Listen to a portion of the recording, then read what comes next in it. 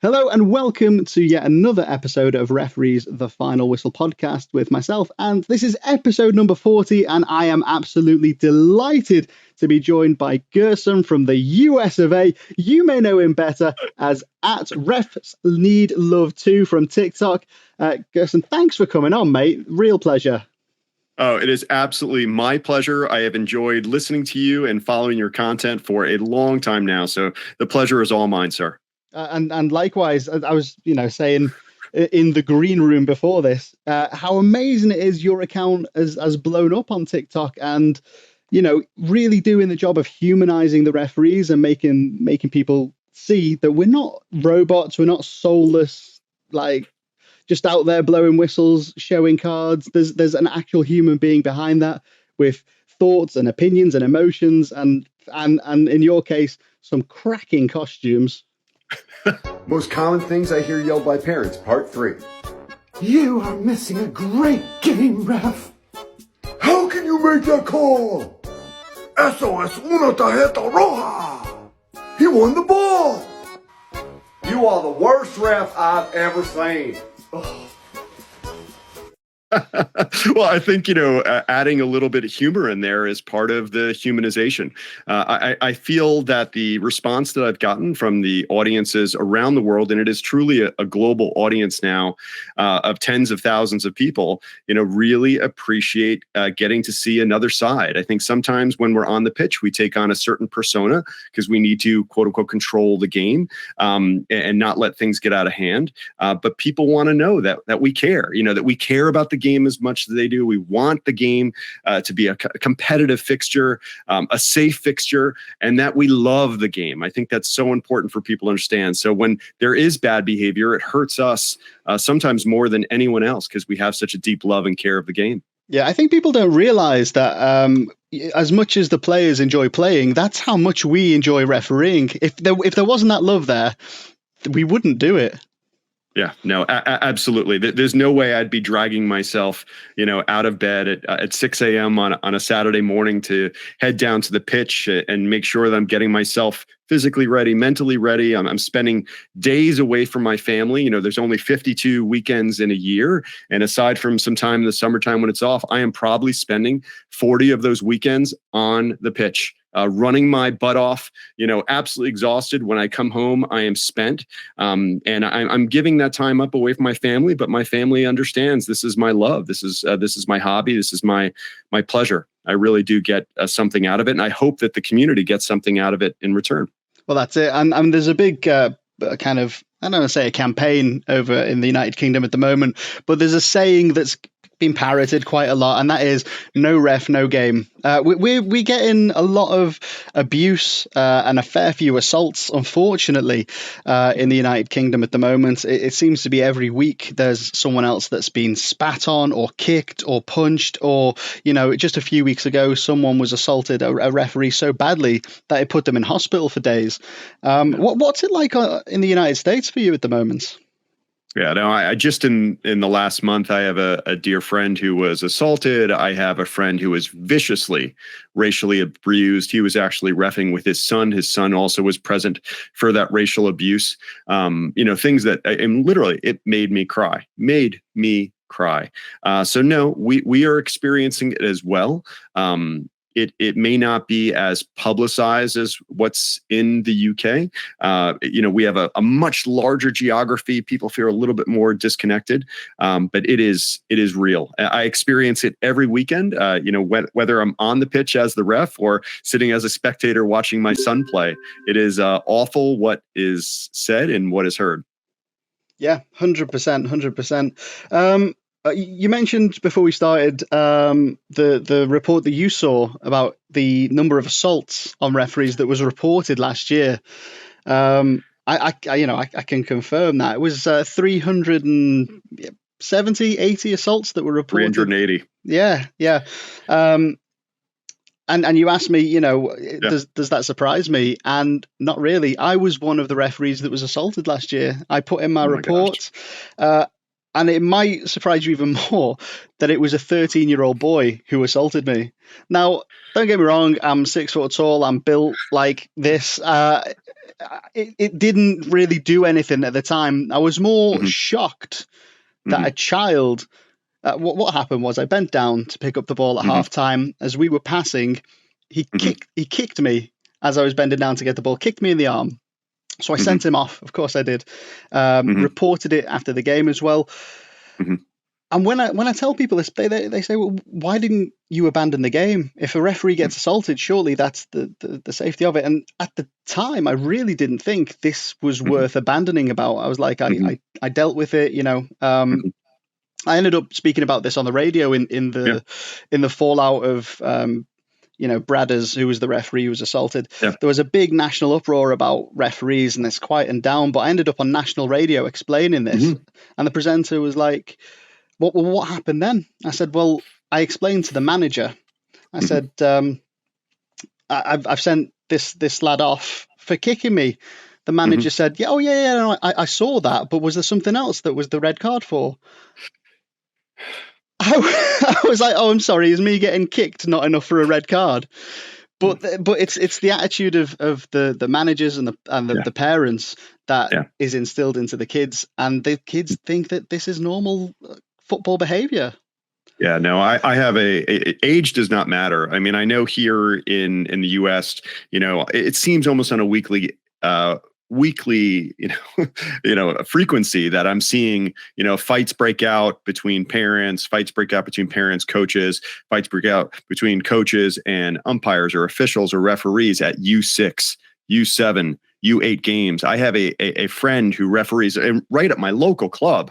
It was a U12 soccer match. It was a U12 football match. And he gave a red card to a kid. And after the game, the family was waiting in the parking lot with other friends and they jumped the ref. I mean, they like punches thrown, beating on him in the parking lot for a U12 football match. It is ridiculous. I have personally, in high school sports, and we get crazy about our school sports here in high school and college in the US. I mean, I had to have police escort and wait with the police in the locker room for 45 minutes for them to clear the stands because of how, crazy the parents were at the game. I mean, it was absolutely awful. I should not have to fear for my life and my well-being, to referee and officiate the sport that I love. It's upsetting, but I think again, what people see on TV as people arguing with the referee, getting in the face of the referee, crowding the referee with no negative consequence to that. I'm sorry, when you let people get to that place, when they get to that reptilian brain where they get so angry, they stop to think, the next logical thing that's going to happen is going to be something physical. When you do not see that your yelling is resolving the situation, then you go to the next place. The next place is I'm going to physically assault that person to make them hear me or make them listen to me. And they do not think that there's going to be any negative consequence. My friend who was just assaulted a month ago was shocked. The person who assaulted him was shocked that he was actually calling the police. Like, dude, do you really think you're going to do that and not be arrested for that? Are you insane? But people don't think that that's what the consequence could be. They feel that they can take all of their pain in the world out on us and their frustration about what might happen on us, and nothing's going to come of it. It's awful. Yeah, well, at least I mean, I know the United States has got a weird reputation about the police, with them being heavy-handed. Whether that's a stereotype, whether that is what's actually happening out there. Yeah. But in the United Kingdom, if you were to call the police over a football assault, you'd be waiting maybe 2-3 hours. You might get a home visit. You can forget the police even getting involved with it, to be honest.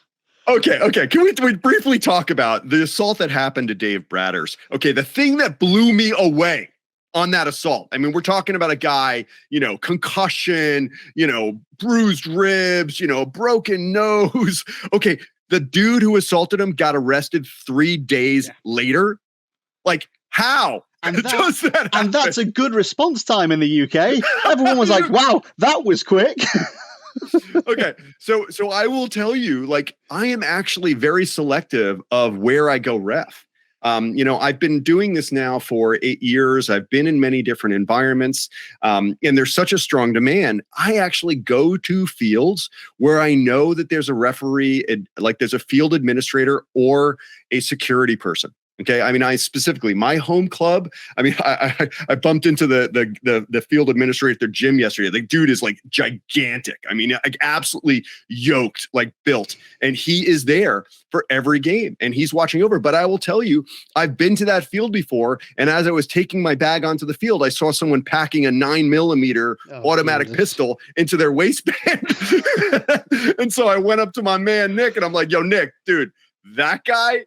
Gotta go. Like, no way he's coming into here for this match. I mean, it is crazy over here, but it's crazy. I have to think about, I don't want to get shot today.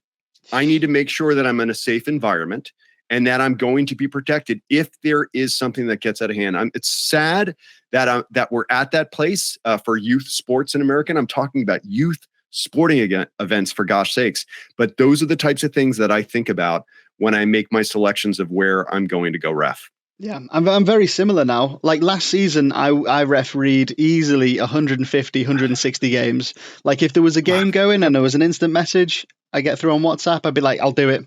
Where? I'll go. And don't get me wrong, a lot of the, I'd say 85% of the football was football, and it was lovely to referee. But that 15% is so bad, it does make you think, oh, well, forget the other 85% because it's, I can't, you know, what if 1 in 10 games makes you question, what am I doing here? That ratio is too high-ish. I mean, 1 in 100 maybe that is acceptable, but it's far too frequent now. It is. My son, so I started reffing with my son. So I was 40 years old and he was 10. And that used to be the age you can get certified to ref here, 10 years old. Wow. But we would do it together as a crew. I would center, he would run the line. We'd both run lines together when we were starting. But this past year, he finally, you know, as he started to get older, 16, 17, and he was starting to ref some very highly competitive, like the highest level of youth competitive fixtures that you could do here in the United States, which is our MLS, you know, our top league. They have academies, and then this thing called ECNL, which is also the top. I mean, these, you know, if you're playing for the academies, it's free. Otherwise, people are spending $5,000, $7,000, $10,000 a year to play at these academies.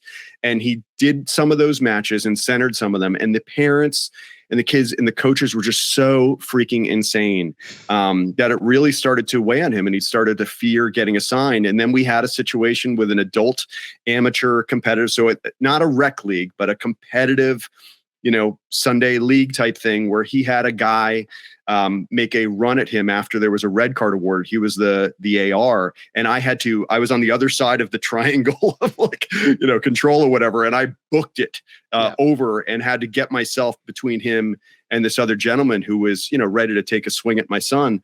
My son has decided it's not worth it. It's just not worth it anymore for his mental well-being and his physical well-being to worry about potentially being assaulted on the pitch. You know, he's got a job working a food truck now, making, you know, almost the same amount of money as he was reffing. But we're losing young referees. We're using, you know, senior referees all the time. We should not be having to think about being physically assaulted every time we step on the pitch just to officiate the game that we love. It is ridiculous. Yeah, but that's the reality of it.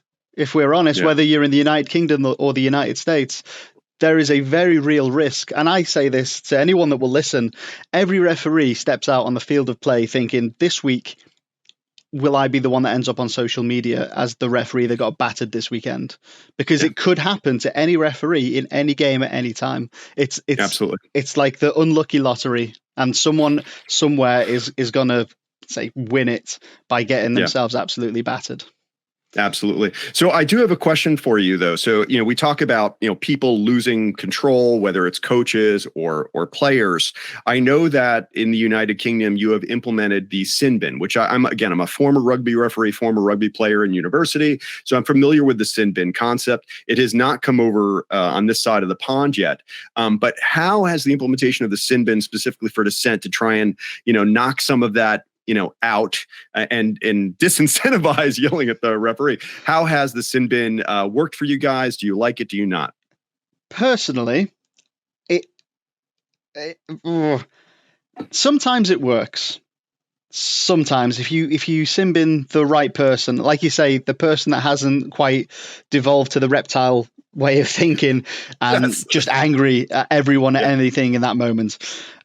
a lot of my sin bins for dissent have immediately been followed up by a red card for an Essex offence, offensive, insulting, abusive. Yeah. Because I'll caution for the C2 for the dissent, and then straight away as I put my yellow card up, they'll say, "Fuck you, you tits, how fucking day," and you're like, well, you had the opportunity to just sit down for 10 minutes. Now you're going to sit down until the 90th minute. So the red card comes out.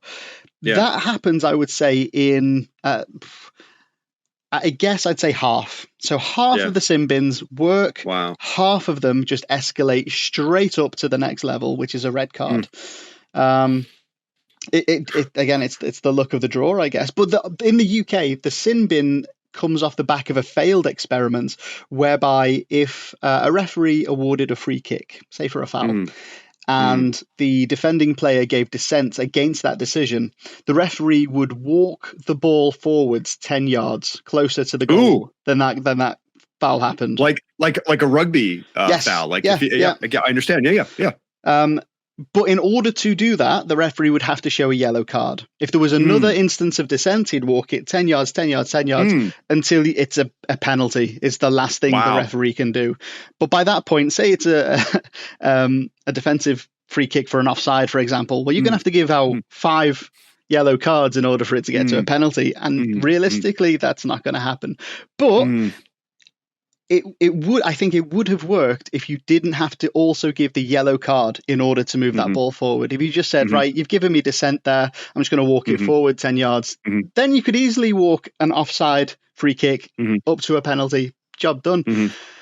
But in its current form, the sin bin isn't working so well. And there's a lot of referees that just don't use it at all. They will give a C1 unsporting behaviour caution for adopting an aggressive attitude rather than a 10-minute sin bin for the C2, as is the directive, because they don't like giving sin bins. Like if you've got several sin bins happening in a short space of time, you also have to administrate who's coming back on at what minute.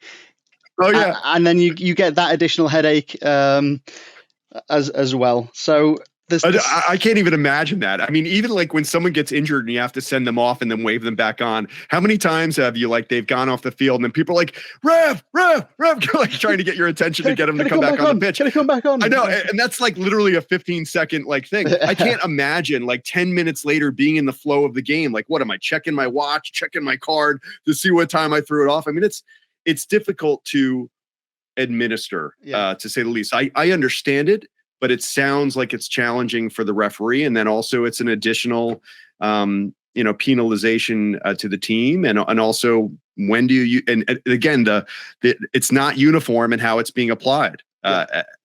So it makes it harder and harder. Well, one ref did it, one ref didn't. How do you do this? Well, the Football Association here in England have called it a massive success because the instances of people reporting dissent has dropped.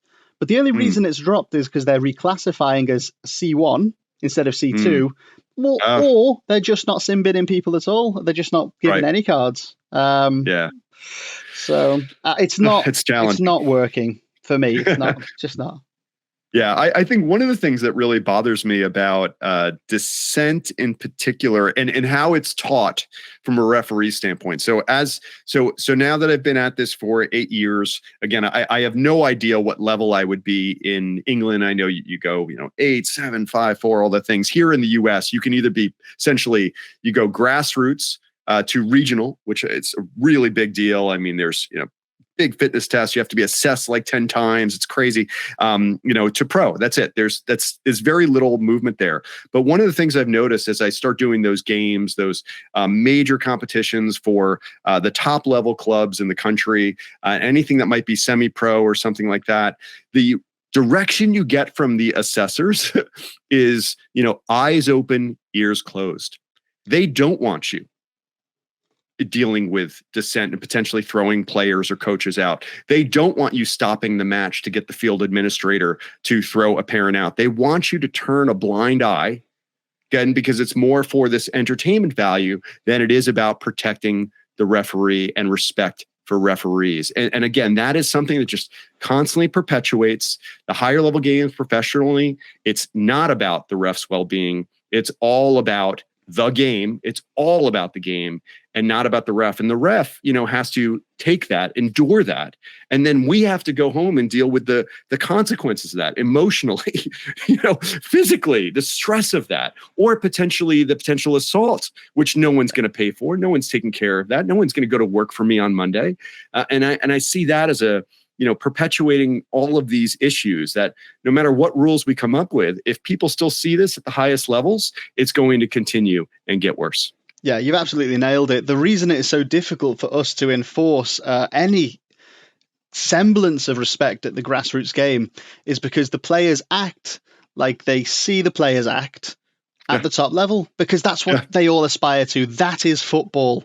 And then when you come down to grassroots and actually you can't call the referee a raging cunt because he'll send you off, they're like, what do you mean I can't? I've just seen the England captain calling one of the best referees in Europe, if not the world, a raging cunt this close to his face, a yard away from his face, on international television. And he's gone, get on with it. Now, I'm sorry, but if I was called that to my face from this distance, that's the end of the game for the player that's done that. And rightly so. And it really, really needs the top referees to be strong, powerful, bold, and do the right thing. But they're, like you say, they're being told not to. That's right. Because they don't want to see the England captain sent off and missing 3 games because he said a naughty word.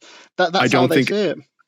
It's not, it's not Michael Oliver's issue or, any of the top officials. It's the organization 100%. That is writing their check. Yeah. That is the issue right there. Will they support the ref, who is going to pull that card out and make that tough decision? And I don't think that's the case right now. Throughout, whether that's in England or here in the United States, again, it's all about entertainment value. It's about, the game and keeping the money coming in, and no one wants to see an 11v9 because there were 2 red cards for calling someone, an ugly, abusive, profane word to their face or getting aggressive. That is the problem there. It really is a challenge. One thing I wanted to ask you about, and in particular, and I find this very interesting. So here in the United States, there is a lot of money in youth football. $18 billion now is the youth sports industry in the United States. And there's a good thing and a bad thing about that. I think sports are wonderful for a child's development, but if it's win at all costs, that's a very bad thing for a child's development. And we're overplaying these kids. They play as many games as professionals, if not more in a season. It is insane. But here, at least we have enough money in almost every league that I ref in and the leagues that I see, that we have 3 referees for every match. And those referees are compensated, from what I understand, almost twice as much as what you guys are paid in England. The cheapest game that I work, which is almost like, I would say, like one level up from rec. I mean, I'll do a rec game for fun, but pretty low level academy. The center is getting for a U18 to U16 about 60, 65 American dollars. The ARs are getting 50 to 55 American dollars. And we have 3 refs. From what I've seen in the UK, you are by yourself. I mean, talk about being vulnerable. And then how do you manage a competitive match when you've got no one competent, working off sides for you? How do you do that? Badly is the answer. If we're honest, a referee by himself or herself is always going to give a lesser performance, a less accurate performance. Absolutely. If they're trying to call an offside stood in the center circle from a ball that's been played by a goalkeeper to a forward that's maybe 20, 30 yards, it's best possible guesswork is what it is. Yeah. And I mean, you talk about the remuneration, the payment for now. This was easier before we went through prime ministers like like they would like dollar bills and just like flicking off like that.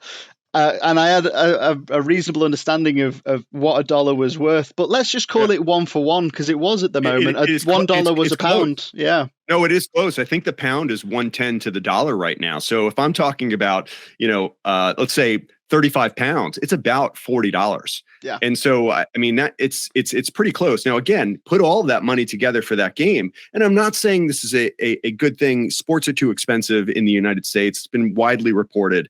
But the game fees for referees for a relatively low level U14 match might be $150 that's spread amongst those three referees at the low. And what I've seen is that referees in England are getting paid £25, £30, £35 for relatively competitive matches. I mean, these are, and especially adult men's matches, like open age stuff that gets really physical, really challenging, could be, we talk about risk of referee assault. I mean, these things can be scary, no doubt. And then you're by yourself. You're automatically going to create controversial decisions just because you can't be everywhere at once. Yeah. And we know an offside is a key match decision.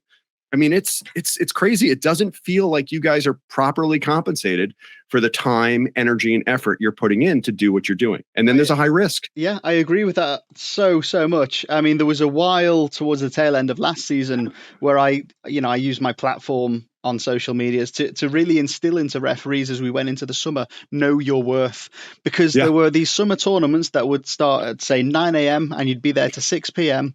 and they would offer you maybe 30 quid and a couple of hamburgers, as if the couple of hamburgers was something that was extra and that you should be grateful for.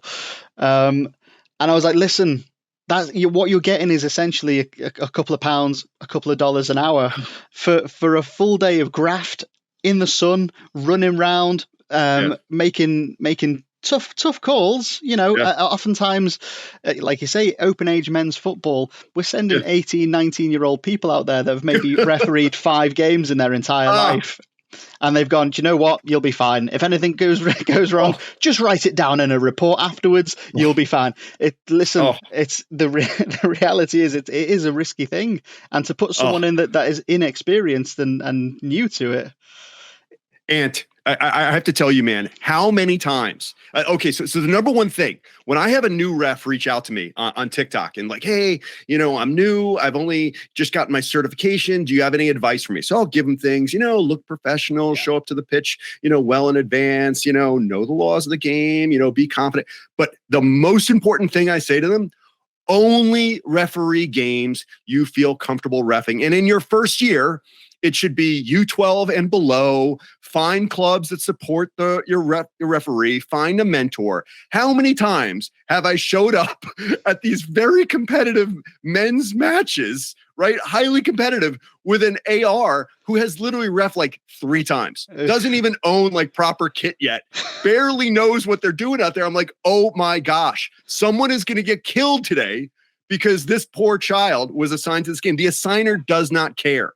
They have a hole to fill, and they will throw any willing participant or unwilling participant into that hole. Yeah. Have you got a heartbeat? Can you hold a flag? Get on that game. Get out there. I don't know what I'm doing. Honestly, I don't feel comfortable. No, it don't matter. Get out there. Like, I'm the assigner. You go where I say.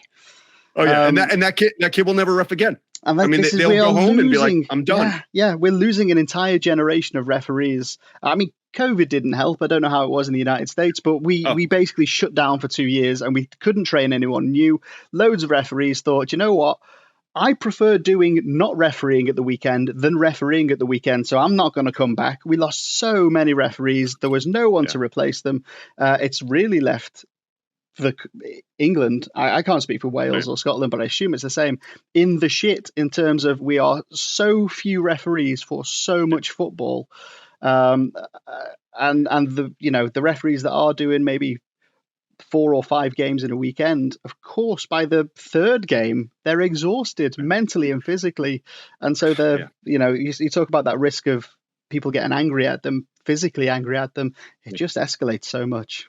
Yeah, there's a number of issues that can contribute to it. I mean, first off, so I'm 47, so I'm part of Generation X, which is the smallest generation that we've had over the last 100 years. So when I had a high school referee certification and fitness test this weekend, and you have to be 18 or older to be a high school referee here. But I look around that room and man, I feel like a young whippersnapper in that room. Okay. I mean, I'm 47. I'm like, wait, I'm one of the kids here, right? I mean, we've got gentlemen. I ran the 200 sprint with a dude who was 70 years old in my sprint heat. I mean, it was amazing, but I mean, a lot of gray hair out there. And so there's not a lot of people my age.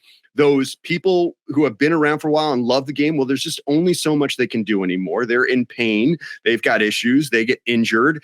They just can't keep up. And then there's not enough of those young people coming through because they come in and they're like, are you kidding me? I'm not going to deal with this. You're only paying me this and I got to go through this and I have to spend this much money to even get certified. Here in the US, we have 5 color kits that they expect you to have. 5, not black. I got yellow, black, red, green, blue. Are you kidding me? And then, you have to have the official sports shorts and the socks and you got to have the right shoes. You got to pay for your certifications. I mean, it's a lot of money to get started. And then you have to deal with all this other stuff.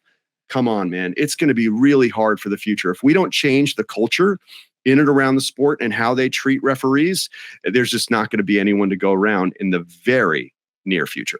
Yeah, true. Absolutely. We're talking 2-3 years, grassroots football here could be dead. And it sounds like in the United States is the same. Yeah. One thing that Wales Football Association are doing is they charge for the course up front. Your prospective referee will pay it. They then referee 5 games. They get paid for those 5 games, but they also get paid back from the Welsh Football Association, the money that they spent in. That is how it should be. That's how it should be. It should be the money should be taken as a deposit to get your commitment out there. Yep. And then if you do the games, you get it back. England, not at all. You're looking at probably £150 to do the basic course now, a lot of which is really scaled back. I mean, when I qualified 19 years ago, it was over a number of weeks in a classroom.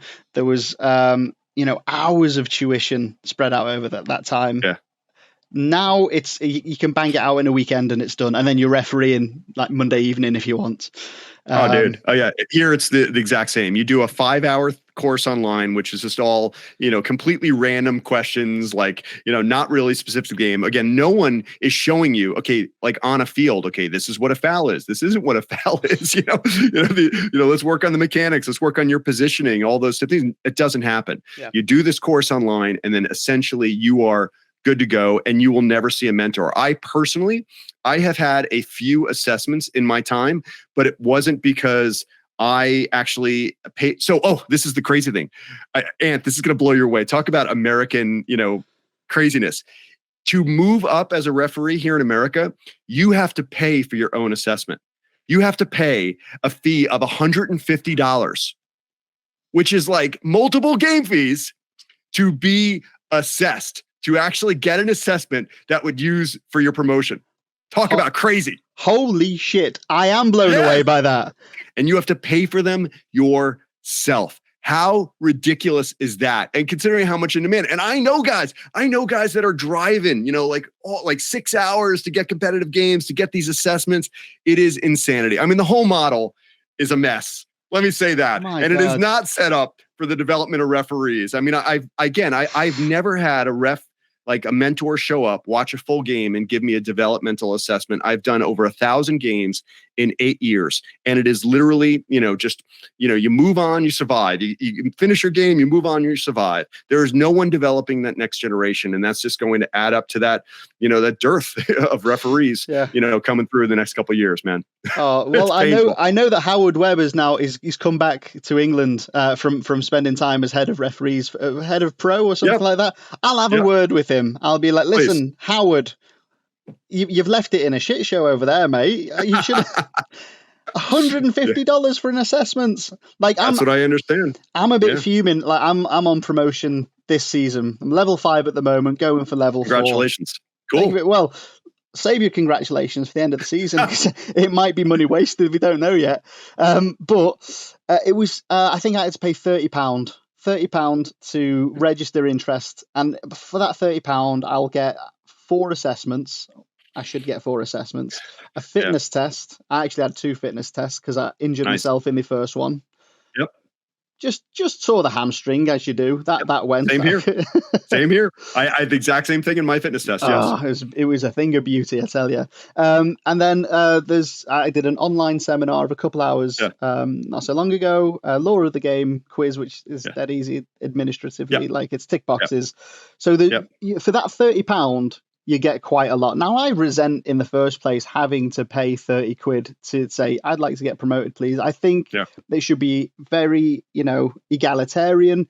It's the same for everyone. There shouldn't be a barrier to entry, just like there shouldn't be a financial barrier to want to become a referee, which there is. There shouldn't be a financial barrier to want to progress as a referee, which there is.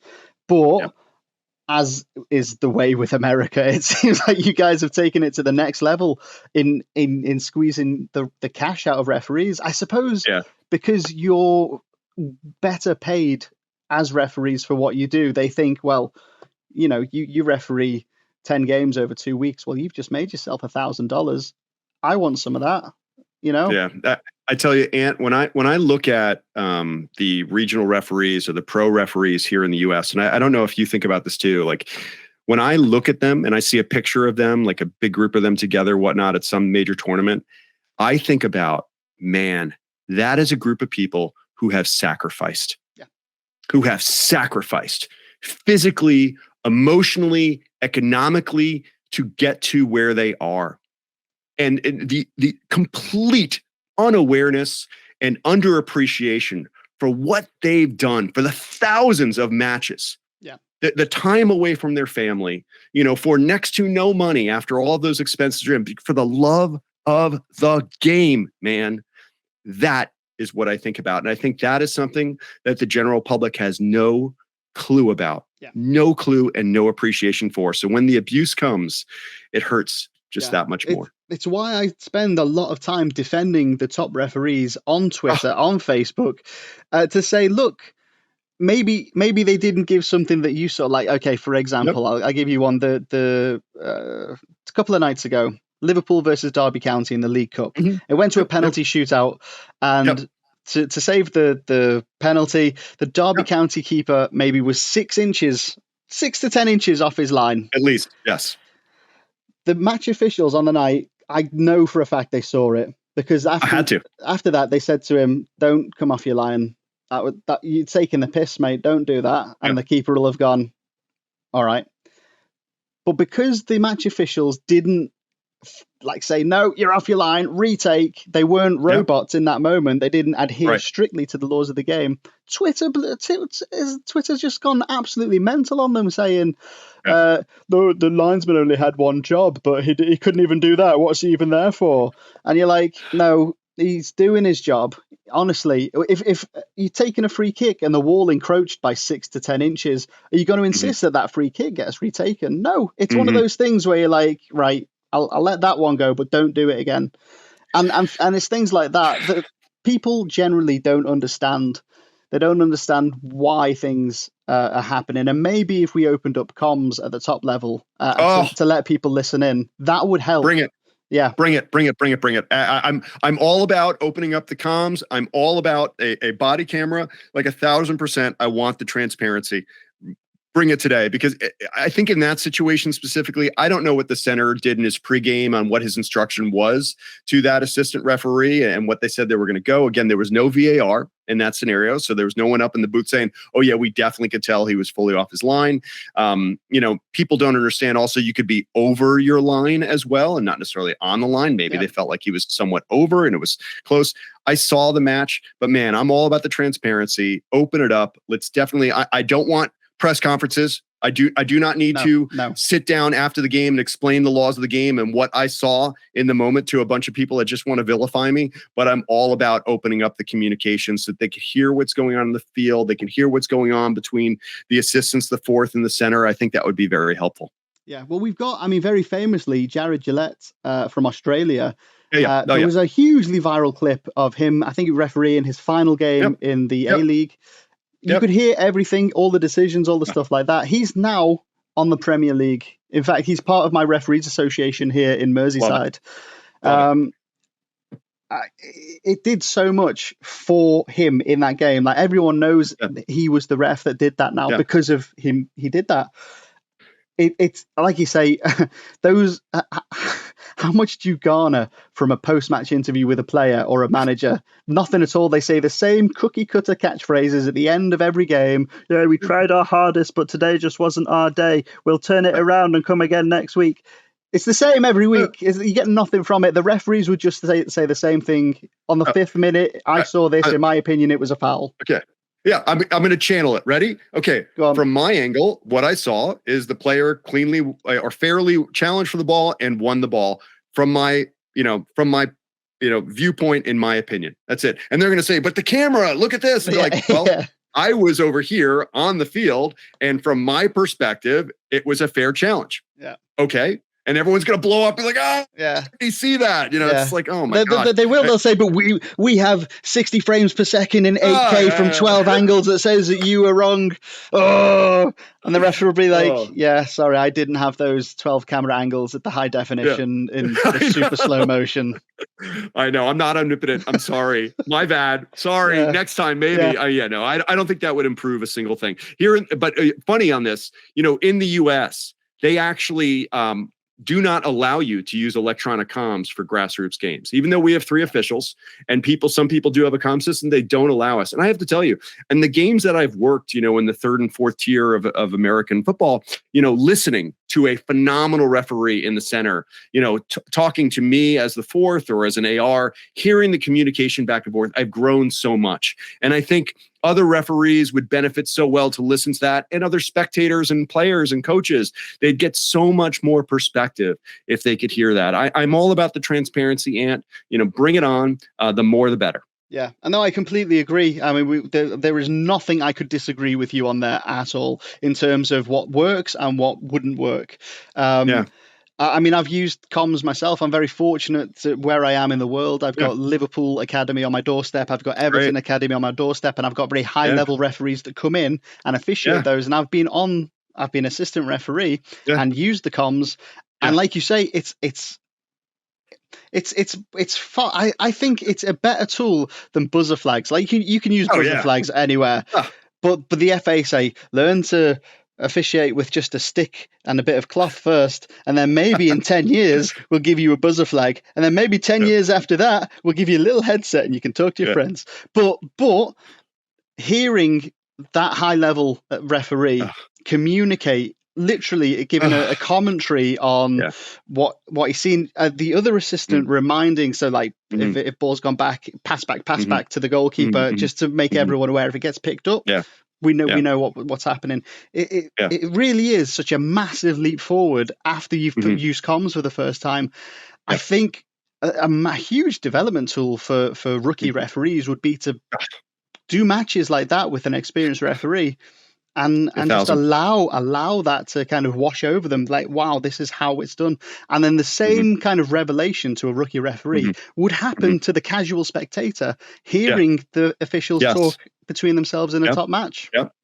No, 1,000%. I tell you, I have changed as a referee because I've been through that experience, just how I verbalize to players during the pitch, the words I'm using, the phrases I'm using, the direction I'm giving without having to call a foul, just because I'm using my voice to avoid a foul situation, to make sure I'm communicating, hey, I saw that, next time that's going to be a foul for me, allowing the game to continue.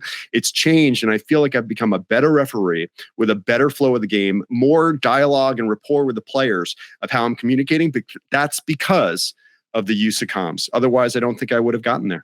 What do you do, though, with referees that don't want to progress or don't want to improve? Like in this country, we've got people that can qualify and people that have qualified 10, 15, 20 years ago and not attended a single training or a single anything that's bettered them as a match official. They're quite happy to turn up week in, week out, take their paycheck and referee as if it was the year 2000, according to the laws of the game as they were written at that time. What do you do with those? I don't have an answer for that. I just have to tell you, it is the bane of my existence. I honestly, Ant, when people ask me why I ref, it's because I freaking hate bad refs. Like, I can't stand it. It brings me so much pain to see, like absolutely awful. So I want to be out there trying to show what it can be. Not that come on, I'm certainly not perfect. I make a mistake every game, multiple mistakes. Everyone does, but I aspire to be the best that I can to inspire other referees and show what it could be. Because I hate absolutely hate it. Just because you can referee from the center circle doesn't mean you should, type of thing. Wait, And sorry, I just again, need to make a note of that. Do not referee from the center circle, because that's where I live. I see that little white circle. Don't cross that. Oh my gosh! I see. There's one ref that I will not call this out. I don't want to even give any descriptive features, but hands in the pockets, in the center circle, like crap whistle. It's just so painful. And again, I'm not getting mentored because there's no mentors out coming to get me, but there's no one out at the fields looking at them either. Yeah. And so they keep getting assigned because they're willing to show up and deal with the, things that are said at them because they are not good. I don't see that getting better anytime soon. We have to invest in development, invest in mentoring, get more mentors out there on the pitch, or it's never going to change. Yeah, completely agree. We need revolution and evolution, investment and overhaul. I think we need a revolution, my friend. A revolution. Oh my God, I cannot believe I missed that pun. I'm glad you're on the other end of the line there to pick that one up for me. I'm going to trademark it dead quick. Oh, go for it. Go for it. I already have a Facebook page on revolution. Go for it. Bring it. With like 12 followers. So well, no, it's good. It's good. It's a start. I got to give credit. My 13-year-old son, who couldn't care football at all, actually came up for it. So credit to Cameron. Well, if he's looking for work, I need loads of words trademarked and usernames sort of stolen so no one else can get them. But no, fair play to him. He's come up with a cracker there. Well, and I mean, it's been a fabulous conversation. I know we've been chatting for a while, man. I'm always open to chat. If there's anything that I can do for you or for any member of your fellow brethren in England, let me know. This is just a pleasure, and it's nice to compare notes from across the pond. I think we need to do more to build a connection between referees all around the world. We need a stronger voice. Right now, it feels that we are the least powerful people at the table. When you think about the players and the fans and the owners, we need to get louder because if we do not speak up, no one's going to speak up for us. Yeah, I completely agree. You've spoken too much sense tonight. I'm used to having guests on where I could disagree with something. Could you give me anything that I could disagree with? I've been just like, okay. Tell me more, Gerson. You're nailing it. No, I've got it, my brother. I've got it. Go okay. I think it is November 25th, if I'm not mistaken. England versus the USA in the World Cup, my friend. I believe it is 2 weeks from today. And I believe that the United States men's national team will pull off the upset. The first time, I think the last time we beat England in the World Cup was 1950. So it is 72 years. And I think it is time. You say that you thought you could come up with something that I wouldn't agree with, but actually, I think USA have got a great chance of winning that game. We'll have to see which teams turn up to play that day. That is so English of you to think that England's not going to win. I'm not holding my breath. I'm really not looking forward to this World Cup. I just don't have any of that sort of. It doesn't even feel like it's weeks away from the big kickoff. It's weird. Oh my gosh, it is right around the corner, man. And I tell you, it's an exciting time. I think it's going to be weird having it in Qatar. I think it's going to be hard for at least my country here on this side of the world to get into it. Just the timing of the games being at like 8 a.m. and 2 p.m. here for us. And then obviously just the issues of it being in the Middle East, in the middle of the winter time, in the middle of the seasons. It's going to be hard to get into. But man, we are so excited to be back. We missed out on the last World Cup. So we're excited to be here and see what our boys can do. And then we're going to be hosting it in 2026, man. That is my goal. That is the whole reason for the Refs Need Love to TikTok is I got to build my audience so I can get a media pass for World Cup 2026. That's what I'm up to. That's what I'm going for. I'll work with you on that one. I'll see you there. I'll be the UK ambassador of Refs Need Love too as well. I love it. I need it. Yes, the foreign correspondent coming on in. Yes. Yeah. I love it. Yeah, just agreeing with everything that you say. Just be like, yeah, just what you said, but with an English accent. Yeah, sounds. I love it. Gerson, before we wrap this up, where can people find you? Excellent. So you can find me at Refs Need Love 2 on TikTok and also at refsneedlove2.com. I also do have a podcast, same name, Refs Need Love 2, and a blog on the website, and merch, of course. You got to have merch. Just trying to spread the love.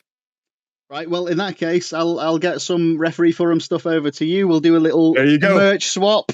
And Yes, I love it. I love it. I would love to have you on again. This has been brilliant. Maybe we can Please. make it a regular thing because there's so much happening week on week in football for referees. And this has been such an eye-opener. I know that there will be a ton of questions from everyone that watches and listens to this. Let's, anytime, come back on. Be my pleasure, sir. I sincerely enjoyed it. Let me know. Thanks very much. So there we go. That wraps up this episode. Thanks very much for watching and listening, and I'll see you again on the next one.